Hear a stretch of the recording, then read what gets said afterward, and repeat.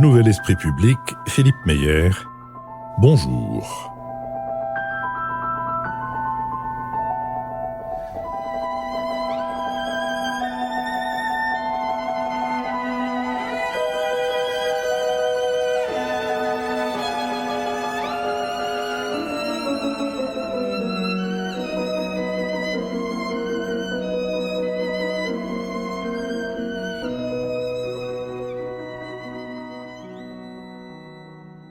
Bonjour, merci de nous avoir rejoints pour ce nouveau Nouvel Esprit Public, au cours duquel nous allons tenter d'éclairer certains aspects de l'actualité. Nous le ferons avec Jean-Louis Bourlange, François Bujon de l'Étang et Marc-Olivier Padis. Jean-Louis Bourlange, député des Hauts-de-Seine, François Bujon de l'Étang, ambassadeur de France, et Marc-Olivier Padis, directeur des études de la Fondation Terra Nova. Nous devions compter dans nos rangs Nicole Niesotto, mais elle m'a autorisé à dire qu'elle n'avait pas pu nous rejoindre ce matin en raison de la nécessité pour elle d'attendre les résultats d'un test. Nous sommes partenaires de l'hebdomadaire Le 1, dont le dernier numéro est intitulé « Comment résister ?» qui contient un article de notre camarade David Jays. Il contient aussi un substantiel entretien avec Jérôme Fourquet, l'auteur à succès de l'Archipel français. Et Jérôme Fourquet prône d'enrouler dans la lutte antiterroriste, je cite, les forces de sécurité, la police, mais pas seulement. On doit, dit-il, mobiliser la justice, l'administration fiscale, la sécurité sociale, l'éducation, mailler le territoire et endiguer toute manifestation de radicalisation islamiste en disant « un cancer est en notre sein, il faut l'éradiquer », prendre la pleine et entière mesure de ce à quoi nous sommes confrontés et donc changer de cadre de réflexion et de mode d'action. Concrètement, il faut envisager une stratégie de harcèlement administratif et fiscal sans précédent, envoyer la commission d'hygiène plusieurs fois par an dans une association ou un lieu de prière radical, comme aux États-Unis les fédéraux firent jadis tomber Al Capone pour fraude fiscale. Il faut taper au porte-monnaie, couper les robinets du RSA, multiplier les contrôles fiscaux de maisons d'édition suspectes. On a 5 millions de fonctionnaires en France, il faut mobiliser tout l'appareil d'État. Le moindre infirmier aux urgences, la moindre prof ou CPE doit être protégé. S'il se fait intimider ou plus, un dépôt de plainte doit être suivi d'une sanction immédiate contre les militants de l'islam radical. Fin de cette citation donc de son long et intéressant entretien de Jérôme Fourquet dans la dernière livraison du 1. Du mois de mars au mois de septembre, nous avons de notre côté régulièrement diffusé des suppléments, des BADA, conversations avec des auditeurs vivant dans des pays étrangers qui nous ont éclairés sur la situation sanitaire, économique et quelquefois politique de ces pays. Depuis le 8 octobre, nous avons entrepris un deuxième tour de ces conversations. Vous trouverez déjà en ligne des entretiens avec Jules Fournier sur la situation à San Francisco, avec Karine Nishimura sur la situation au Japon, Alexis Bonsen sur la Jordanie, Frédéric Ducarme sur le Vanuatu, Charles Bruno sur Hong Kong, Christian Pouyaud sur le Brésil, Maxime Kadjeli sur Singapour, David El-Kaïm sur la Corée du Sud, il a été mis en ligne hier. Et pour couronner cette deuxième ronde, nous mettrons en ligne une conversation avec Nicolas Robin, bioinformaticien installé à New York depuis 12 ans. Cette mise en ligne sera faite demain lundi. Si vous n'êtes pas abonné, vous pouvez retrouver tous ces entretiens sur notre site à la rubrique Les Badas. Nous vivons de vos contributions, ne nous ménagez, et de vos encouragements, ne nous ménagez ni les unes ni les autres. Nous allons maintenant essayer de réfléchir à la réponse à donner à la question « Comment lutter pour nos valeurs sans mettre en cause nos libertés ?»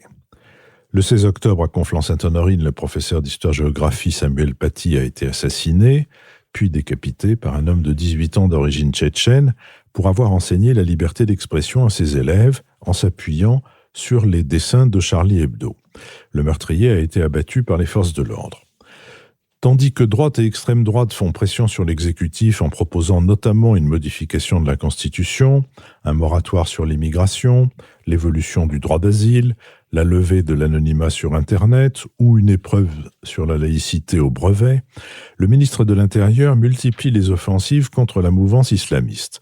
Dès le 19 octobre, il a lancé une trentaine d'opérations policières, ciblé une cinquantaine d'associations islamiques, annoncé la dissolution du collectif contre l'islamophobie en France et de l'organisation humanitaire ou prétendue telle Baraka City demandait l'expulsion de 231 personnes inscrites au fichier des signalements pour la prévention de la radicalisation à caractère terroriste, fermait pour 6 mois la mosquée de Pantin en Seine-Saint-Denis, qui avait relayé sur sa page Facebook une vidéo devenue virale ciblant l'enseignant Samuel Paty. À propos de cette vidéo virale, le ministre de l'Éducation nationale a demandé la levée de l'anonymat sur les réseaux sociaux. Le secrétaire d'État au numérique, Cédric O, tout en dénonçant l'opacité des algorithmes et de la modération des contenus des réseaux sociaux, estime qu'une obligation d'identification serait non seulement aisément contournable, mais aussi juridiquement très incertaine. C'est pourquoi, dit-il, il est urgent que le législateur puisse assigner des obligations de moyens à ces plateformes qui leur imposent sous la menace de sanctions extrêmement dissuasives et sous la supervision du régulateur de mettre en place des dispositifs de modération à la hauteur de l'enjeu qu'elles représentent pour la société. Ces obligations de moyens formulées dans la loi Alia avaient été retoquées en juin par le Conseil constitutionnel qui avait également rejeté l'obligation faite aux réseaux sociaux de supprimer dans les 24 heures, sous peine de lourdes amendes, les contenus haineux. Les ministres de la Justice et de l'Intérieur sont tombés d'accord sur la nécessité de renforcer la plateforme Pharos, mise en ligne en 2009 pour faciliter le signalement par les internautes de contenus illicites sur Internet. Cette plateforme compte 28 fonctionnaires pour plus de 200 000 signalements par an. Un hommage national a été rendu mercredi à Samuel Paty dans la cour de la Sorbonne. Il laisse entières les questions qui se posent sur l'attitude de l'administration de l'éducation nationale vis-à-vis des enseignants confrontés à l'intolérance, voire à la violence de certains élèves et de certaines familles. Dès 2004, un inspecteur général de l'éducation nationale, Jean-Pierre Aubin, s'était inquiété des conséquences de l'islamisme sur l'école de la République. Jusqu'à maintenant, précise-t-il aujourd'hui, 37% des enseignants déclaraient s'être déjà autocensurés par peur d'incidents. D'après une enquête réalisée par l'IFOP et la Fondation Jean Jaurès, à la question « Faites-vous passer vos convictions religieuses avant les valeurs de la République ?», 40% des Français musulmans répondent oui. Pour les moins de 25 ans, le pourcentage est de 74% sur cette question. Marc-Olivier Padis. Nous entamons cette discussion, je pense, avec des sentiments un peu mêlés. Le sentiment d'abord que beaucoup de choses ont déjà été dites après cet attentat terrible, avec beaucoup de bavardage, beaucoup d'excès sur les chaînes d'information continue, une impression de saturation déjà, et que peut-être le besoin de deuil, de respect, de recul, de recueillement n'a pas été complètement respecté, même si l'hommage national rendu dans la cour de la Sorbonne, je pense, a convenu par son ton et par sa retenue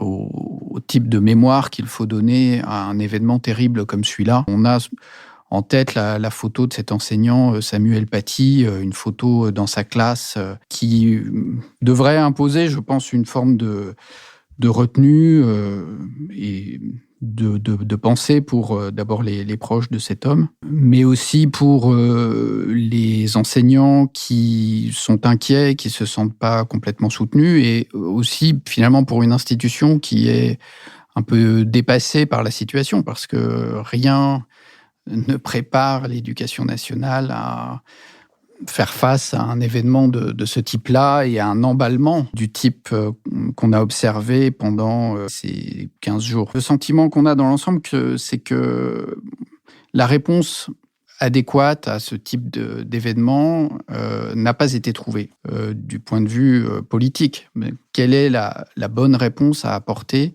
Et on sent une sorte de perplexité, au moins dans la société française, et même parfois de panique morale dans la réaction d'une partie de la population, une inquiétude authentique et légitime pour une part, et peut-être aussi une peur d'être désigné comme bouc émissaire pour une autre part de la population.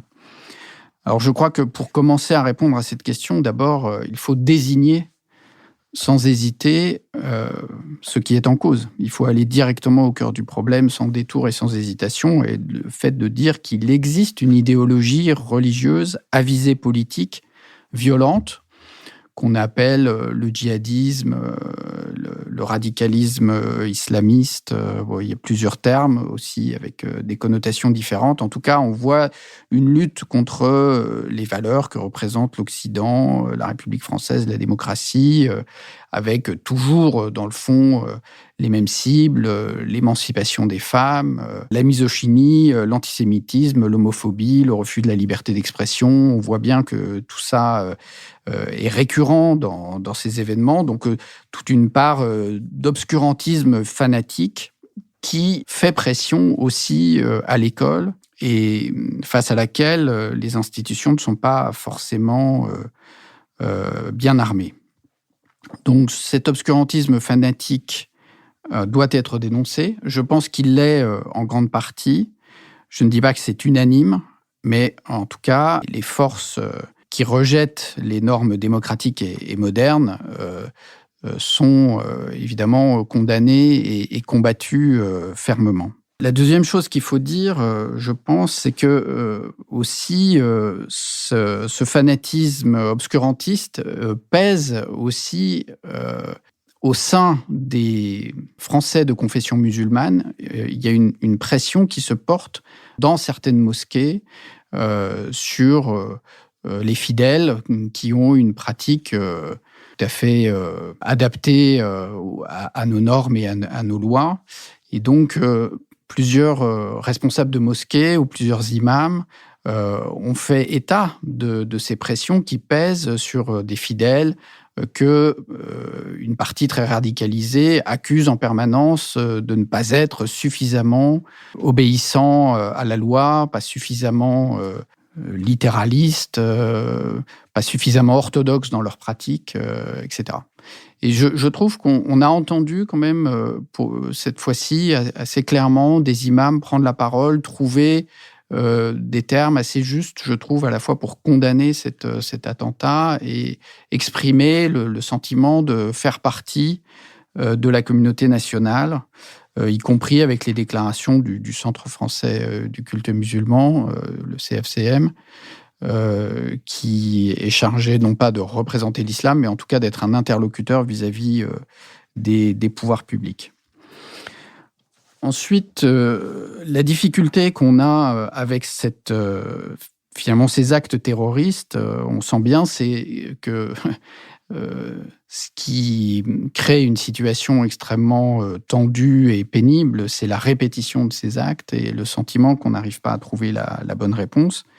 Et malheureusement, je crois qu'il faut reconnaître que le terrorisme est présent depuis longtemps et qu'il risque de durer. On voit bien qu'il faut une réponse globale à un problème qui est multiforme. La difficulté, pour dire un dernier mot, c'est que la difficulté politique, c'est qu'il faut, par rapport à une action qui relève très largement de la police et du renseignement, il faut que le pouvoir politique soit capable de donner une visibilité à la réponse qu'il veut donner.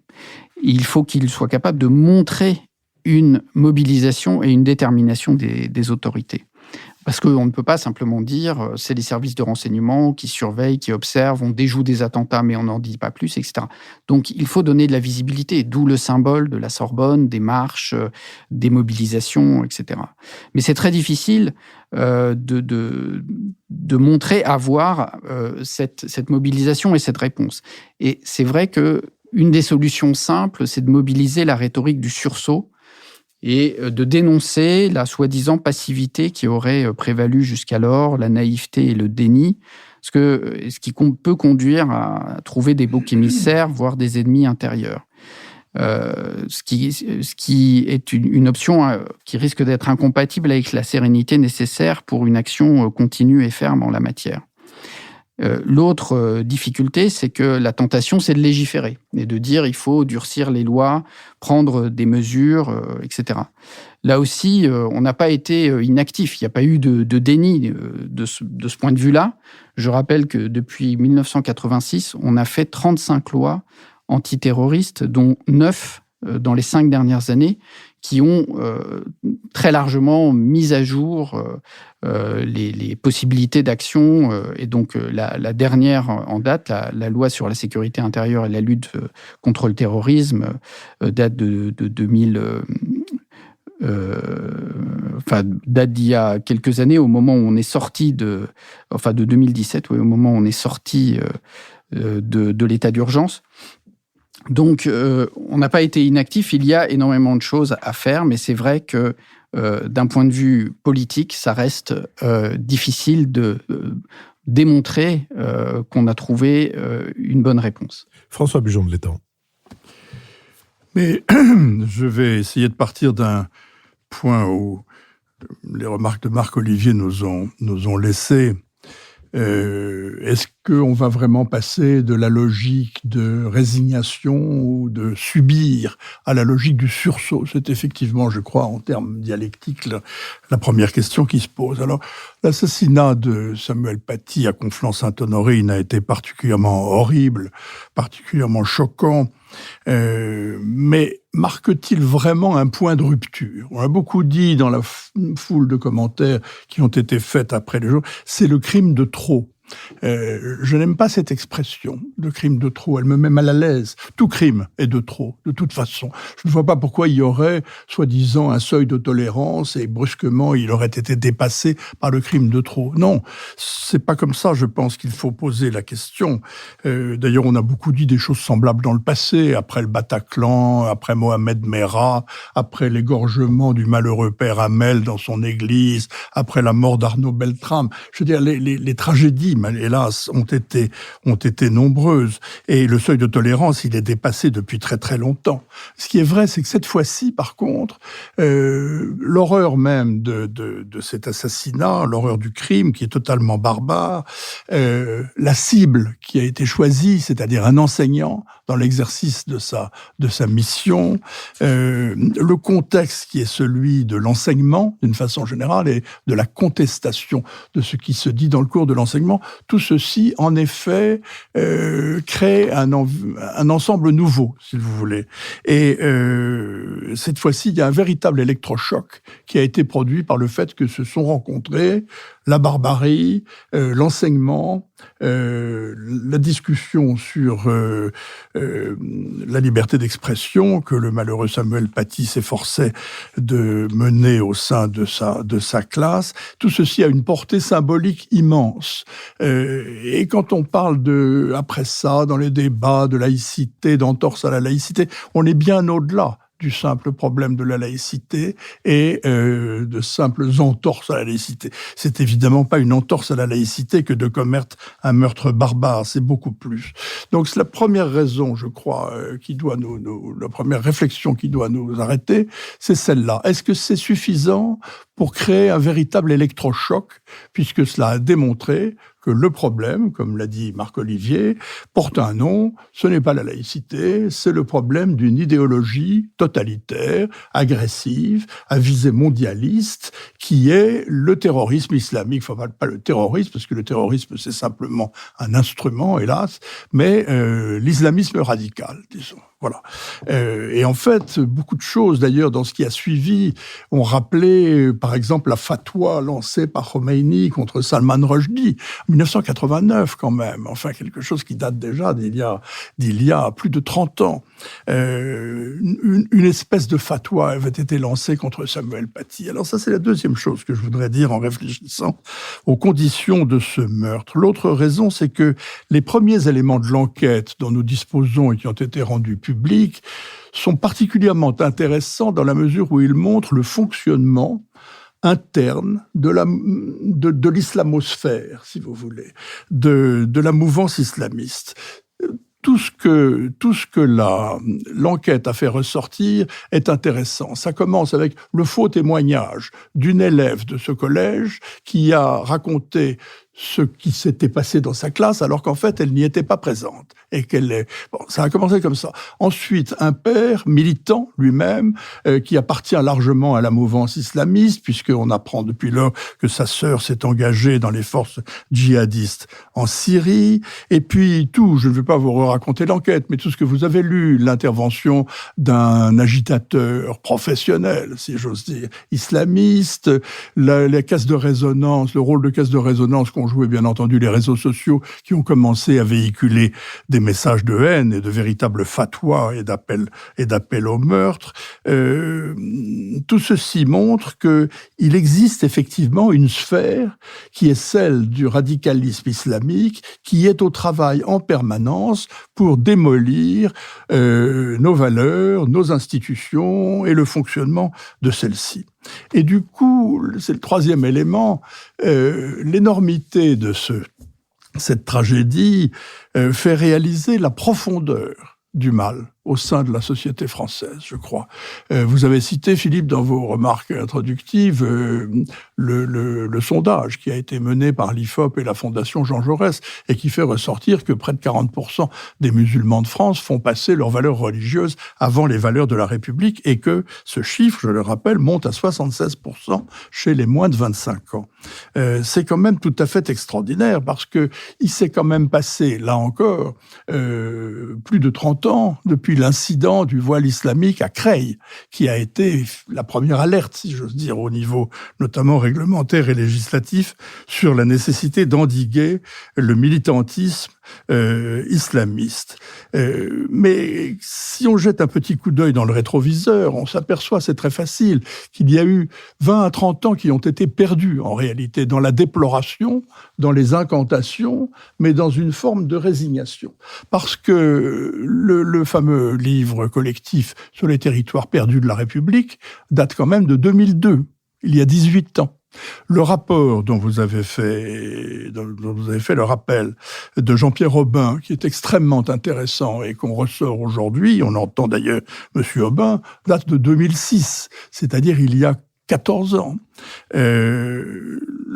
La querelle du voile à l'école, c'était 2004 en réalité, j'ai dit 89, c'était 2004, la querelle du voile à l'école. 89, c'est la fatwa de Khomeini contre Salman Rushdie, mais 30 ans se sont pratiquement écoulés depuis le début de ce phénomène et 20 ans depuis ces manifestations les plus choquantes. Alors voilà, après le temps de la rémotion, électrochoc, je crois que nous avons effectivement un électrochoc qui fait que, après le temps de l'émotion, qui était celui, bien entendu, des premiers jours, on va passer sans doute au temps de l'action. Et M. Darmanin, M. Dupond-Moretti, et bien entendu le Parlement, quand il va commencer à débattre de la loi si mal nommée sur le séparatisme, vont attaquer effectivement ce nouveau chapitre qui est celui de l'action.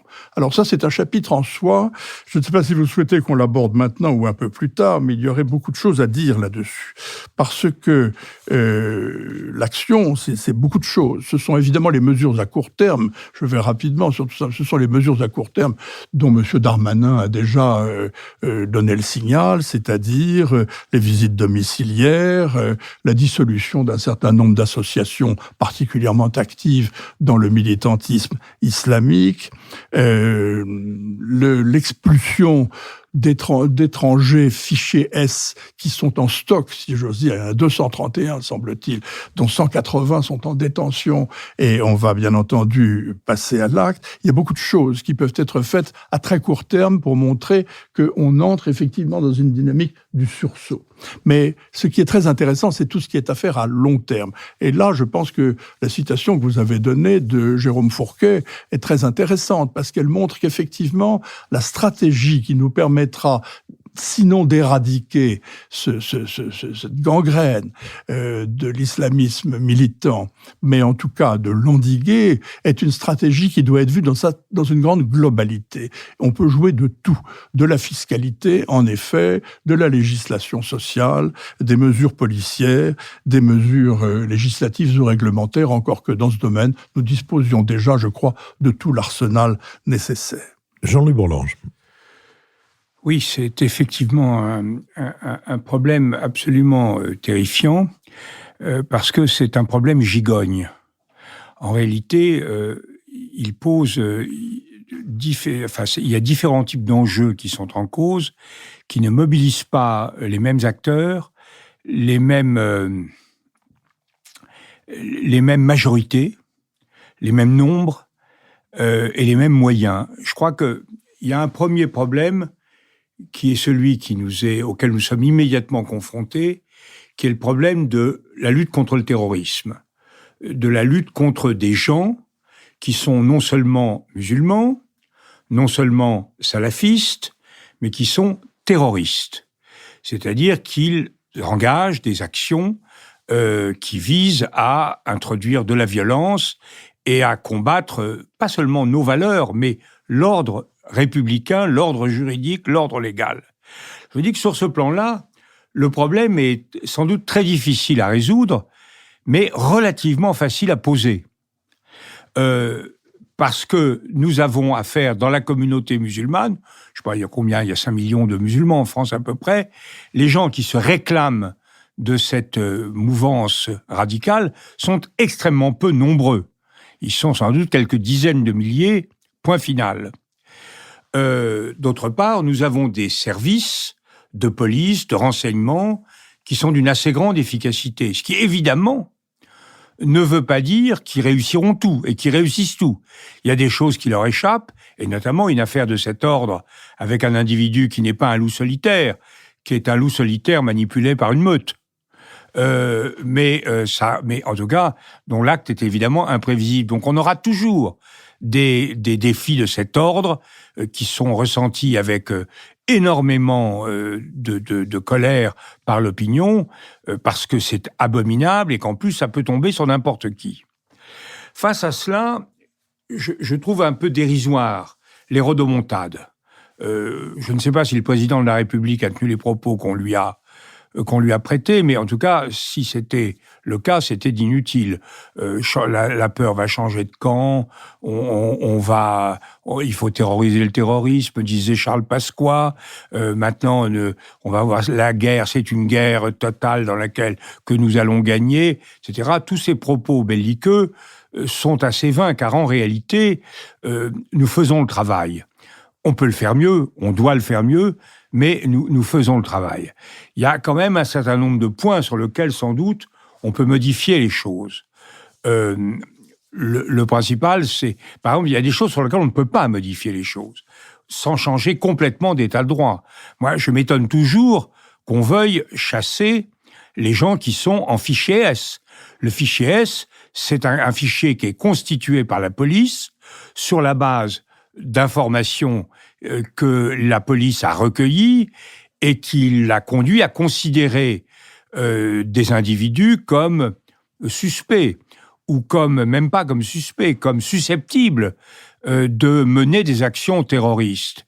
Mais si on juge les gens là-dessus, c'est-à-dire sans fait établi, sur la base simplement d'informations de police, on se met dans une situation qui est tout à fait terrifiante. Ou alors, il faut poser en principe, et c'est complètement contraire à l'esprit du temps, aux juridictions, à tout ce qui se fait, mais on peut le dire, que l'État juge en opportunité de qui doit être dans ses murs, dans les frontières nationales ou pas. Mais même si c'était le cas, là, on a un Tchétchène, on a un exilé comme coupable, mais dans la plupart des cas, on a des Français. Donc, il ne faut pas du tout voir qu'il y a là une possibilité. La question des réseaux sociaux et quand même le relais apporté aux entreprises criminelles par les réseaux sociaux est plus net. Moi, personnellement, je n'ai pas voté la loi Avia. Je n'ai pas voté contre. J'estime que c'est une loi qui devait être réécrite. Pourquoi ? Parce qu'elle pose un vrai problème, qui est de lutter contre l'incitation à la haine, et elle trouve une mauvaise solution, qui est de confier le règlement de la police, si je puis dire, de cette affaire, à Google, enfin aux organismes. Je suis désolé, je ne suis pas actuellement, moi, citoyen français, tout à fait disposé à laisser à une entreprise multinationale, pour laquelle j'ai d'ailleurs de l'admiration, le soin de me dire qui doit être écouté ou pas. Ce droit de censure ne peut pas appartenir à un organisme. En revanche, je trouve qu'on pourrait, et sans doute on pourrait avancer sur ce plan-là, bâtir une institution judiciaire ad hoc c'est-à-dire capable d'agir très rapidement en référé, en cas de contenu de cet ordre qui donnerait des instructions précises de censure aux organismes en question. Je crois que le problème de la justice, on sait bien, le grand problème de la justice, c'est la lenteur. Donc il faut simplement une juridiction spécialisée pour que ça aille vite et une procédure accélérée, c'est-à-dire le référé. Je pense que c'est là qu'il faut s'orienter. Mais ne croyons pas, même si c'est ce qui est le plus spectaculaire, que c'est l'essentiel de notre affaire. L'essentiel de notre affaire, elle est ailleurs. Elle est d'abord sur la conception de la nation, de la communauté. Est-ce que nous pouvons accepter facilement une communauté multiculturelle ?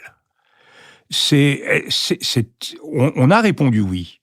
On a répondu oui. D'autres, Orban par exemple, répond non. Orban, au nom de la Hongrie, dit « Moi, c'est pour que mon pays marche », alors, il a des tas de défauts, Orban, il a aussi une certaine intelligence des choses, et il dit « Pour que mon pays marche, je veux que les gens soient à peu près d'accord entre eux ». Une société multiculturelle, c'est l'acceptation dans nos murs de gens qui, massivement, ne sont pas, j'avais employé l'expression au moment de l'affaire de Cologne, des voyageurs sans bagages. Ils arrivent avec leurs valeurs, tout un ensemble de choses assez difficiles. Ce que je remarque, c'est que les autorités constituées, politiques et spirituelles, sont totalement acquises à cette idée. Eric Schoettel signalait, et je crois qu'il a raison, qu'au cours des 30 dernières années, on a une permissivité croissante qui est simplement liée à l'idée qu'il y a une illégitimité de la part d'un État à contrôler ses frontières, c'est-à-dire à dire qui est autorisé à venir ou à ne pas venir. Alors on ne met pas frontalement en cause ce droit, mais on le dilue, on le dissout concrètement. Et il y a deux autorités qui me paraissent jouer dans ce sens-là. Une pour des raisons économiques, c'est la Commission européenne, c'est l'idéologie de Bruxelles qui consiste à dire « nous avons besoin de travailleurs économiques et un homme, c'est un travailleur économique » et qui fait l'impasse, en réalité, sur les notions d'anthropologie culturelle qui sont fondamentales. Et la seconde autorité, qui s'est signalée avec force ces derniers jours, c'est le pape. Le pape a quand même publié un texte dans lequel il explique, une encyclique, dans lequel il explique que les États ne sont pas fondés à empêcher la circulation d'une frontière à l'autre. C'est une mise en cause de la souveraineté des États absolument massive, ça peut se justifier. Mais en tout cas, le pape, à travers cette affaire, s'est prononcé pour une société démographiquement liquide, fluide, où les gens passent. Alors il y a encore de la viscosité, mais c'est pratiquement à titre résiduel. Alors là, je crois qu'il y a quand même quelque chose de très très important à considérer, parce que il faut savoir si on veut ou si on veut pas cela. Alors concrètement, Schoettel signale des choses qui me paraissent de niveaux différents. Il dit par exemple, Schoettel, c'est l'ancien secrétaire général du Conseil constitutionnel, qui est un très bon juriste et qui prend position de façon assez ferme sur ces problèmes en marquant sa réprobation à l'égard des dérives que je viens de signaler. Et Schoettel dit, prenons deux exemples, l'exemple du regroupement familial et l'exemple du droit d'asile.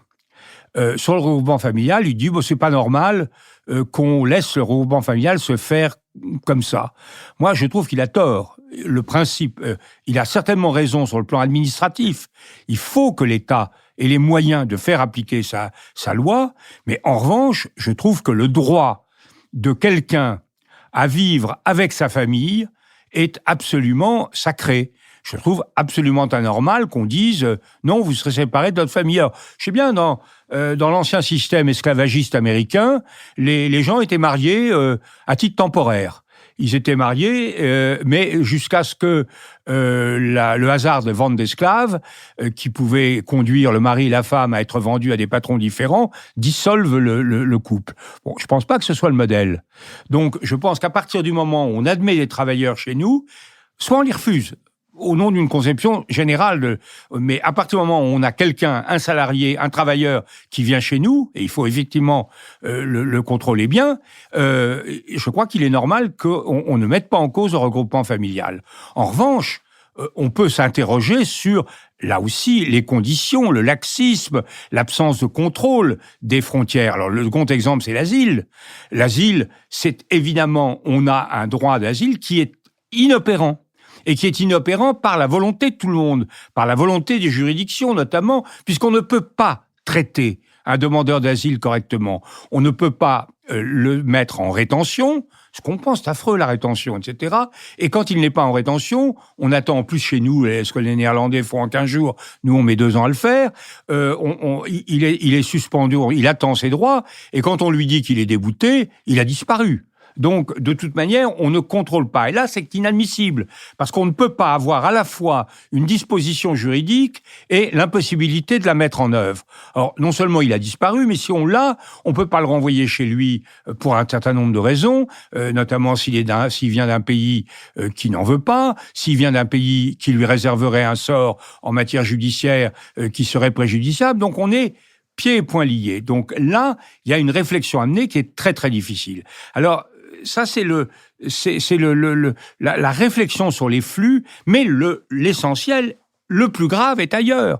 Peut-être qu'on en reparlera dans une seconde partie. L'essentiel, c'est de savoir comment on gère une communauté humaines dans lesquelles les valeurs sont opposées. Alors, on a deux lieux communs qu'on sort toujours. On n'attaque pas l'islam, on attaque l'islamisme. Donc, ça suppose que les 4 millions et 450 000 musulmans ne posent aucun problème au regard de la communauté nationale, que seule cette mince minorité de terroristes et peut-être de salafistes pose un problème. Je crois que c'est faux.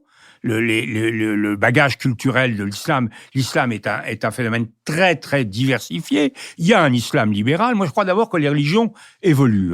La religion catholique, c'est pas la même qu'il y a 3 siècles. Et donc, je crois beaucoup à un islam qui peut être intégré. Mais pour l'instant, il y a un islam libéral qui est relativement minoritaire, il y a un islam radical qui est très minoritaire, et il y a au milieu une sorte de ventre mou, de marée, avec des valeurs qui sont très profondément contraires à la République. Et la deuxième chose, mais ça je le développerai peut-être tout à l'heure, c'est que la hiérarchie entre l'ordre, les valeurs, c'est la seconde, le lieu commun, c'est il faut que les valeurs religieuses le cèdent aux valeurs de l'État, c'est une chose très, très difficile à mettre en œuvre.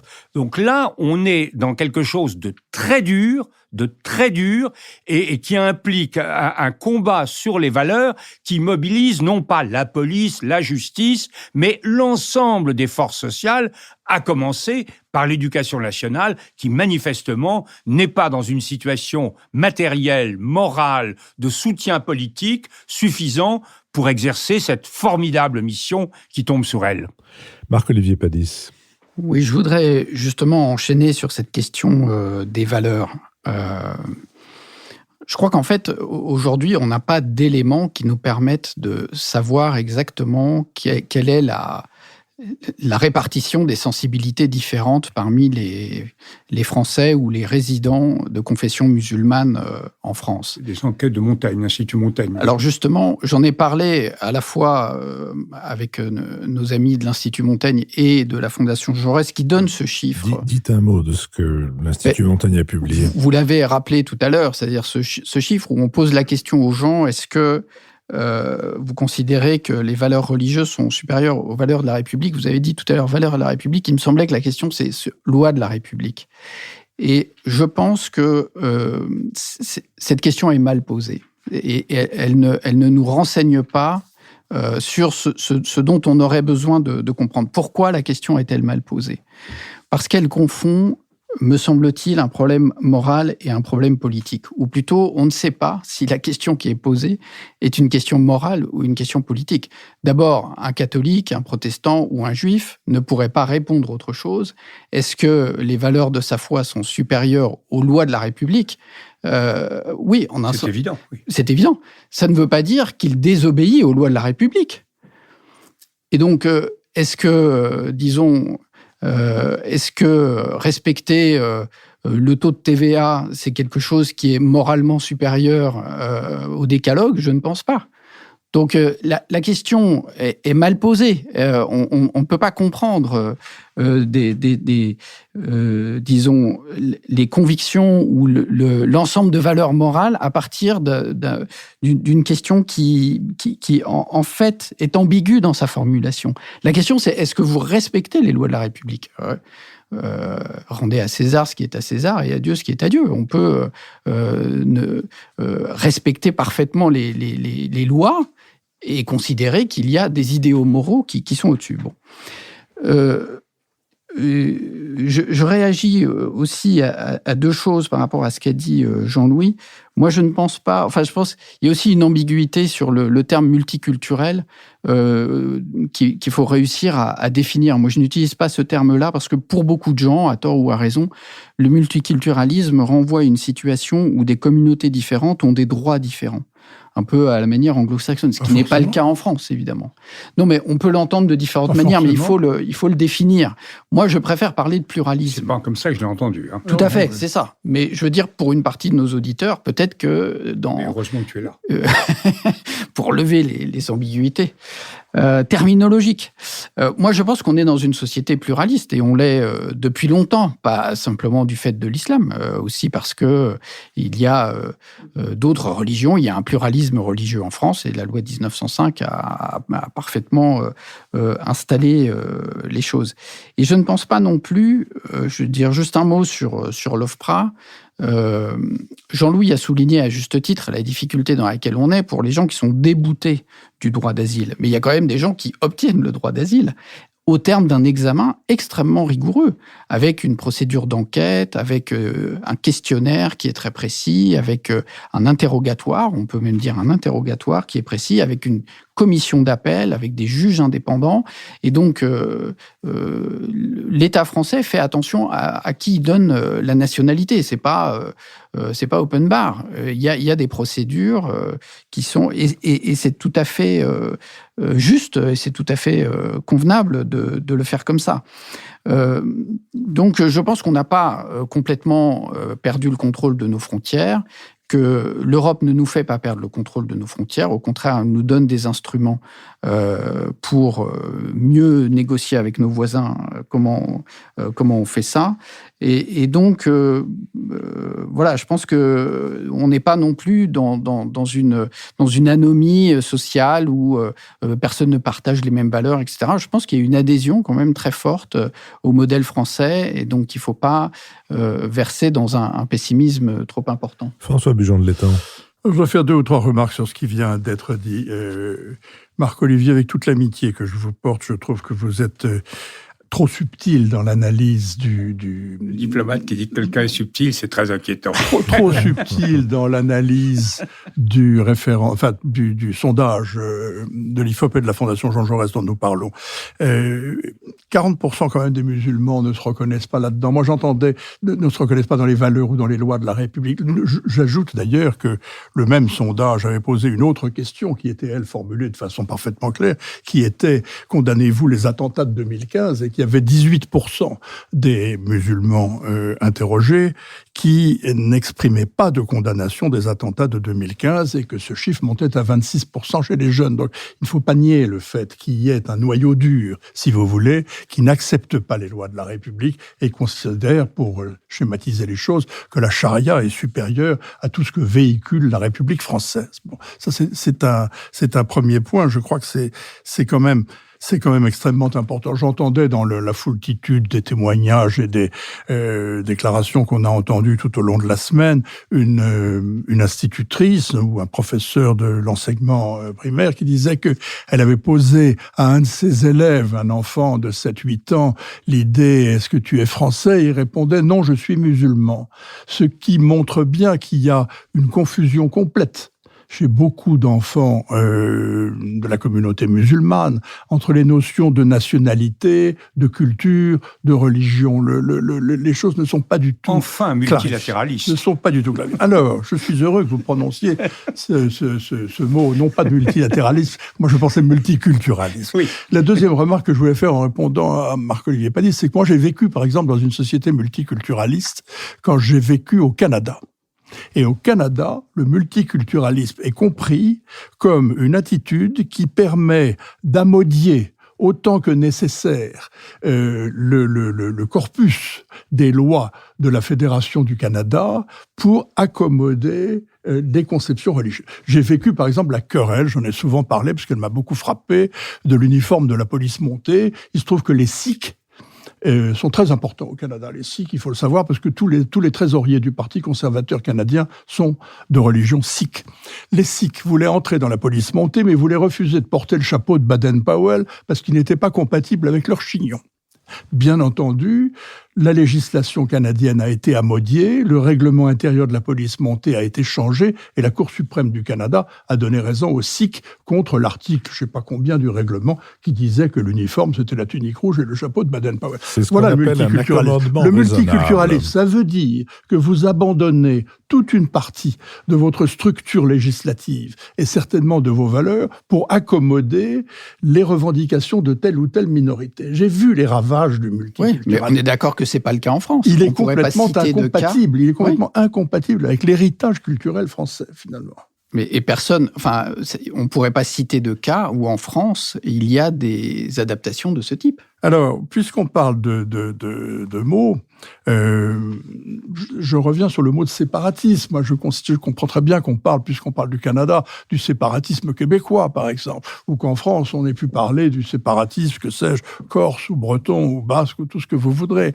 Ce n'est pas le mot qui convient au problème, je crois, auquel la législation qui va être débattue doit s'adresser. Il s'agit effectivement plutôt de multiculturalisme, en réalité, ou de communautarisme, ce qui est absolument autre chose. Ça veut dire que chaque communauté s'organise comme dans une bulle, avec ses propres usages, ses propres pratiques, et que elle soit compatible ou pas compatible avec celle de la communauté voisine, ça n'est pas son problème, finalement. Donc, je crois qu'il faut appeler les choses par leur nom. Enfin, je voudrais faire une autre remarque, autre chose, c'est que parmi les multiples obstacles, alors là, je reviens sur un terrain qui m'est familier, parmi les multiples obstacles à la politique qu'on peut appeler du sursaut, si vous voulez, par commodité, il y a aussi des obstacles diplomatiques. Vous avez parlé du droit d'asile, à juste titre, parce que c'est quelque chose qui est très garanti par les conventions internationales, mais qui doit être également très codifié. Mais il y a de multiples dimensions diplomatiques dans le sursaut et dans les mesures policières que nous allons devoir prendre. Par exemple, expulser quelqu'un, ça suppose qu'il puisse aller quelque part, et que par conséquent, le pays d'accueil ait donné son accord.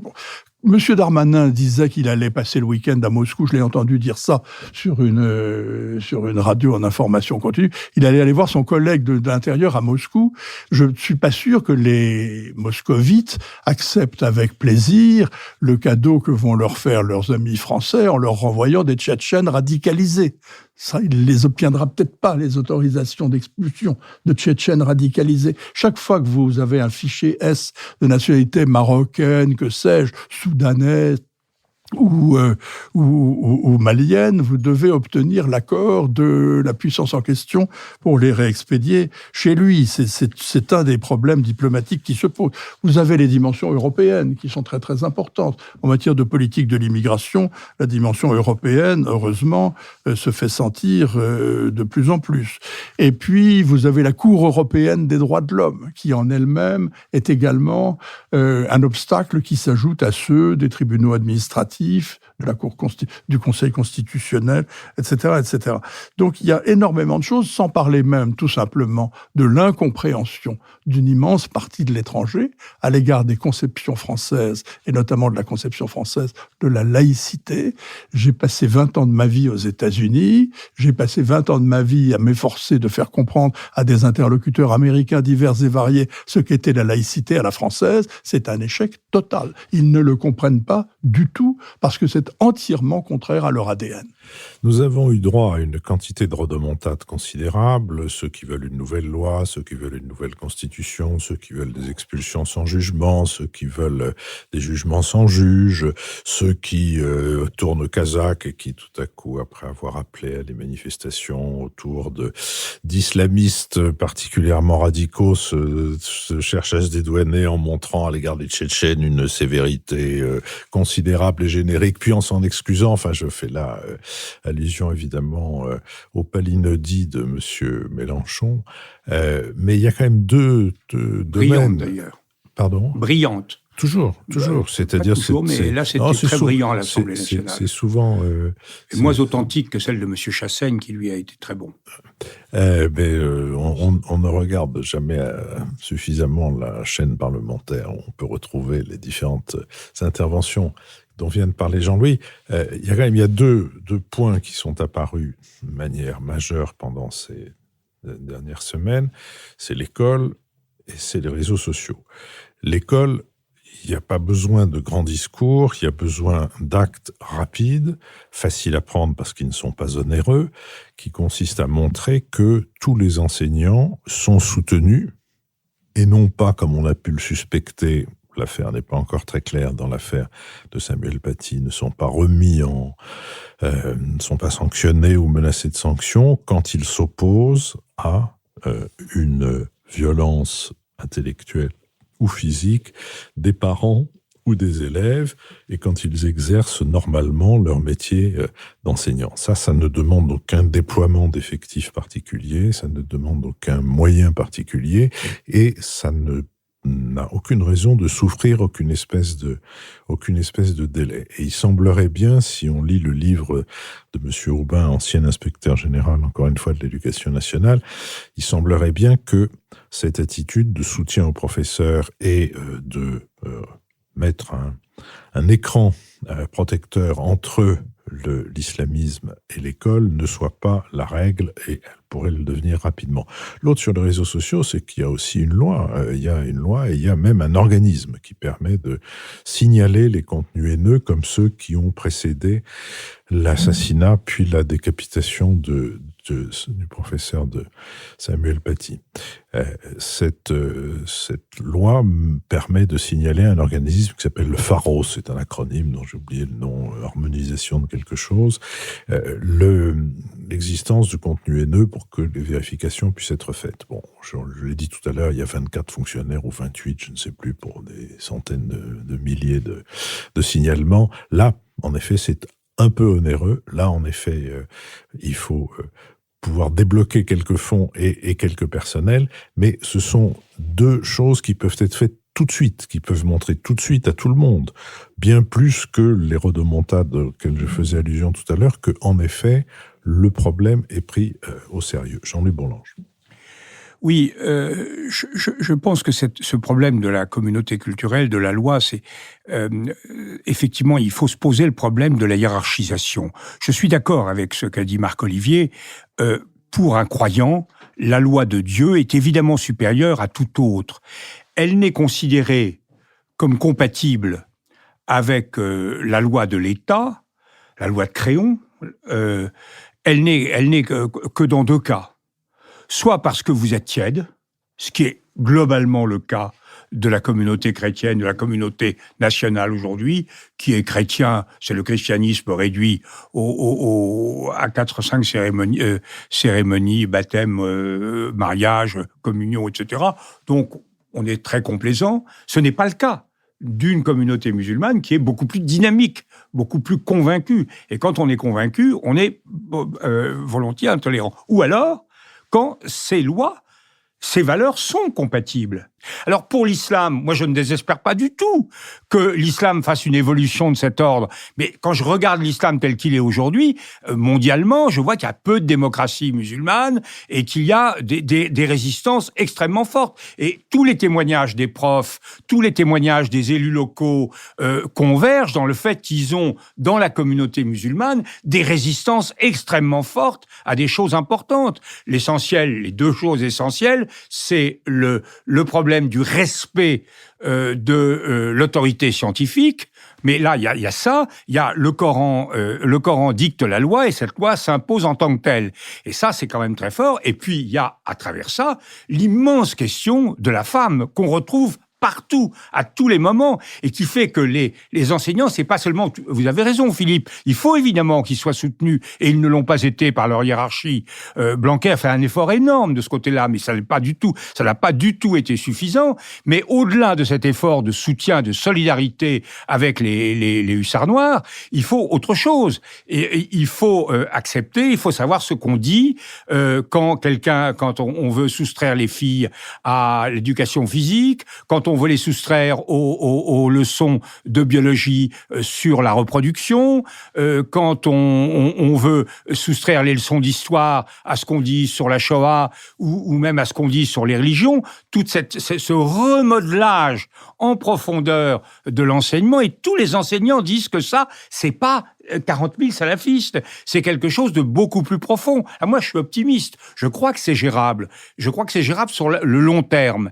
Mais c'est en tout cas un problème qui, si on l'aborde frontalement, violemment, est un problème qui peut organiser la sécession de millions de personnes par rapport à l'ensemble de la communauté nationale. Et là, il y a quelque chose, je ne suis pas du tout sûr qu'on y soit prêt. Je suis sûr que les salafistes, les radicaux y sont prêts. Je suis sûr que le Front National y est prêt. Mais je suis pas sûr que l'ensemble de la population soit prête à avoir une sécession de cet ordre. Donc on a un problème. Alors ce que je voudrais dire en conclusion, c'est que je pense depuis le début que Emmanuel Macron est en quête d'une politique sociale. Je crois qu'il tenait le filon au début en nommant Jean-Michel Blanquer. Blanquer était l'homme qui pouvait donner, et qui peut encore donner, au quinquennat et à la magistrature Macron, sa dimension sociale. Parce que tout passe par l'éducation nationale, tout passe par la formation permanente également, tout passe par l'enseignement supérieur, tout passe par la formation permanente. Mais ça implique qu'on reprenne profondément en main, pas en main au sens de contrôle des armes, le corps enseignant, car c'est un corps qui est mal payé, méprisé, qui est mal encadré, qui n'est pas soutenu, comme vous l'avez dit, et qui est vraiment lâché comme ça, en patrouille perdue un peu partout. Et je pense que le travail, j'ai toujours dit qu'il fallait refaire les IPES. J'ai été IPESien, les IPES, c'est l'Institut d'enseignement, l'Institut de préparation de l'enseignement secondaire. Ça permettait de donner à des gamins comme moi, qui n'avaient pas d'argent, de 16 ans ou de 17 ans, on passait un petit examen qui n'était pas très difficile, pour le faire un peu plus difficile, et on était payé. Et on était payé en échange d'enseignement. Si vous créez ça, vous verrez que partout en France, il y aura des gens qui seront décidés à être enseignants, et des gens de qualité, parce que ça leur permettra de faire des études, ça leur permettra d'avancer. Mais c'est un exemple. Il y a 1000 autres choses à faire. Il faut reconstituer un corps de combat, non pas un corps de combat au sens militaire du terme, mais un corps de hussards, si je puis dire, qui dispose du respect des gens, du soutien matériel, du soutien moral, du soutien civique. Et ça, c'est un travail absolument énorme. Et je pense que c'est ça le grand défi qui nous est posé quand on lit tous les témoignages de Libération, du Figaro ou d'ailleurs du Monde des derniers jours. On voit bien que c'est là qu'il faut faire l'effort. C'est un effort énorme. Faites une politique pour faire une politique sociale. N'écoutez pas M. Martinez. Donnez des moyens à M. Blanquer. C'est à la fois M. Blanquer, mais aussi, il faut de la considération et de l'argent pour les professeurs, les forces de l'ordre et le personnel soignant. Voilà. Et les juges. Et les juges. Voilà, et les greffiers. Enfin, on va peut-être s'arrêter là. L'argent des questions. Mais on dépense en ce moment. L'heure sonne de notre dernière séquence, la séquence des brèves, elle a même largement sonné. Je voudrais dire un mot de quelque chose qui ne nous fait pas complètement quitter le terrain dans lequel nous sommes, c'est l'affaire de la plaque qui a été déposée à Paris dans l'ancienne caserne de Ménines à la mémoire du colonel Beltrame. La plaque dit colonel de gendarmerie assassiné lors de l'attentat terroriste du 23 mars 2018 à Trèbes dans l'Aube, victime de son héroïsme. Alors, il y a plusieurs possibilités, plusieurs interprétations. Là, je pense que malheureusement, l'interprétation la plus juste est celle qu'il faudrait renvoyer à M. Blanquer, ou plutôt à l'école de M. Blanquer, qui est que l'enseignement de la langue semble avoir des creux, si on peut dire, des faiblesses. Mais enfin, victime de son héroïsme, ça veut dire que l'héroïsme est une maladie, ou que on est victime de son héroïsme, comme de son alcoolisme. Des assassins. Mais au-delà de ça, alors la mairie se défend en disant que la famille était d'accord, la famille ne dit mot, comme on a tendance à pas beaucoup croire la mairie de Paris, mais peu importe. Ce que je voudrais dire à ce propos, c'est que il faut faire, quand il s'agit d'honorer quelqu'un, il faut faire les choses de manière beaucoup plus explicite. Il y a partout dans Paris et dans la plupart des grandes villes, il y a ce qu'on appelle en jargon de ceux qui sont chargés de les faire, ce qu'on appelle des pelles. Les pelles, ce sont ces choses en forme de pelle sur lesquelles on vous écrit que l'hôtel de Sully a été construit à telle date pour le financier un tel dont la carrière a été marquée par ceci et cela. Là, il s'agit pas de dire que le colonel Beltrame est mort victime de son héroïsme. Il s'agit de dire que le colonel Beltrame s'est porté volontaire pour remplacer un otage prise par un terroriste, une otage prise par un terroriste qui ensuite l'a assassiné. C'est-à-dire qu'on sache la nature de cet héroïsme, parce que l'héroïsme dit comme ça ne dit rien de très précis. Donc j'en appelle à tous ceux qui font poser des plaques, c'est-à-dire en général la municipalité, puisque c'est elles qui ont la maîtrise de ça, pour que les héros soient honorés de manière explicite et non pas pour que nous, on ait l'air d'avoir fait notre devoir. François Bujon de l'Étang. Alors moi, je change complètement de terrain. Je traverse l'Atlantique une fois de plus et je voudrais attirer l'attention sur la publication par les éditions Passé Composé des Lettres d'Amérique de Georges Clemenceau, une curiosité littéraire. Lettres d'Amérique présentées par Patrick Veil et Thomas Massé. Le jeune Clemenceau, âgé de 24 ans, est allé aux États-Unis en 1865, il y est resté jusqu'en 1869, et il a observé la vie politique américaine, et pour vivre, il a écrit des correspondances pour le journal Le Temps, qui était évidemment l'un des grands journaux de l'époque. Donc c'est la publication d'une centaine de lettres sous forme de correspondance adressée au journal Le Temps de Georges Clemenceau, qui porte sur la vie politique américaine entre 1865 et 1869, c'est-à-dire au lendemain de la guerre civile, la période de la reconstruction, qui était une période particulièrement difficile, et la lutte entre Andrew Johnson, le président qui a succédé à Lincoln après son assassinat, et les radicaux, comme on les appelait. Johnson était en faveur d'une politique de clémence envers les États du Sud, les radicaux qui ont ensuite pris le pouvoir avec l'élection de Ulysses Grant, étant au contraire en faveur d'une politique beaucoup plus dure de punition des États du Sud. Bien entendu, les sympathies de Clemenceau allaient envers les radicaux, et notamment vers leur chef, Thaddeus Stevens. Il a assisté donc à tout cela, il a assisté à l'impeachment du président Andrew Johnson, qui rappelle évidemment des temps plus récents, parce qu'il a échoué pratiquement d'une seule voix au Sénat, et l'élection, la mobilisation en faveur de Ulysses Grant, qui était le général commandant en chef de l'armée nordiste, qui a été élu président après Andrew Johnson. Tout ça a une résonance profonde dans ces temps de campagne électorale américaine. L'élection présidentielle, dont Clemenceau dit dans une de ses lettres, ce carnaval américain, ce dévergondage général des esprits qu'est l'élection présidentielle, durant laquelle prévaut la liberté absolue de parler et d'écrire, de se moquer, d'insulter, de médire, d'exciter à la haine et au mépris de qui et de quoi que ce soit. Et Trump n'était pas né. Marc-Olivier Padis. Alors, quand on traverse l'Atlantique, on peut croiser un iceberg, comme on sait. Donc, j'essaye une transition habile vers mon livre qui n'a aucun rapport avec le thème dont on a parlé aujourd'hui. Habile, mais qui nous entraîne vers les profondeurs. Oui. Alors, justement, donc un livre de philosophie sur les icebergs, donc écrit par Olivier Remeau chez Actes Sud. Penser comme un iceberg, ça peut paraître surprenant comme objet à prendre pour un philosophe. Olivier Remeau avait fait un précédent livre sur la solitude volontaire, et l'iceberg, c'est un peu une image de la solitude, de la désolation, et on sait aussi des accidents. Et il y a beaucoup de réflexions aujourd'hui, évidemment, qui sont liées au réchauffement, sur la fonte des icebergs.